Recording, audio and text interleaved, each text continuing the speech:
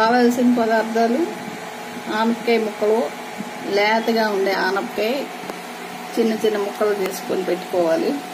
ఒక చిన్న ఉల్లిపాయ, పచ్చిమిర్చి, కరివేపాకు అన్నీ తీసుకుని నూనె పెట్టుకొని పోపు వేయాలి.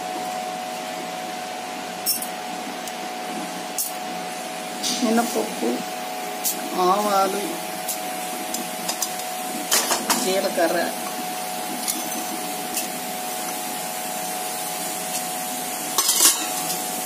ఎండుమిర్చి. ఇవి చాలా ఘాటుగా ఉంటాయి మా ఇంట్లో. ఇవి 2 అయితే సరిపోతాయి. ఇవి వేగాక ఉల్లిపాయ వేయాలి.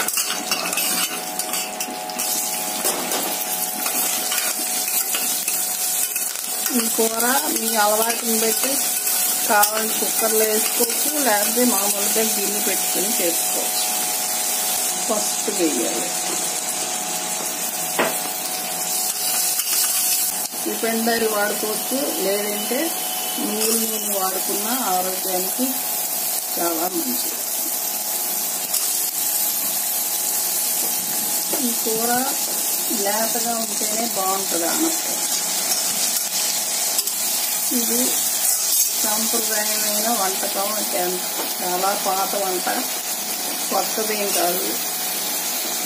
కానీ రుచికి రుచి, ఆరోగ్యానికి ఆరోగ్యం. ఎవరికైనా మంచిదే, పిల్లలకి పెద్దలకి. ఇది ఈ కూర వండే పద్ధతితోనే ఆనపకాయ నూకారం లాగే బీరకాయ, పొట్లకాయతో కూడా చేసుకోవచ్చు. కూర సరిపడా ఉప్పు చూసుకుని వేసుకోవాలి. మగ్గాక నూకారం జల్లాలి లాస్ట్లో. అది ఎలా చేసుకోవాలో చెప్తాను.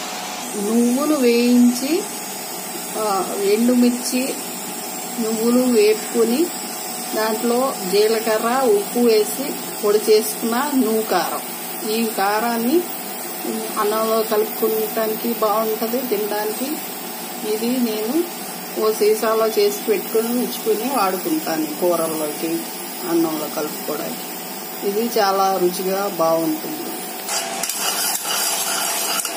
5 నిమిషాలు మూత పెట్టుకున్న తర్వాత తీసిన తర్వాత ఇలా అయింది.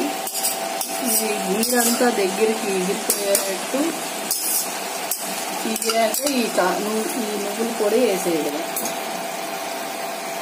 ముందు వేసి ఉడికించుకోవాలి.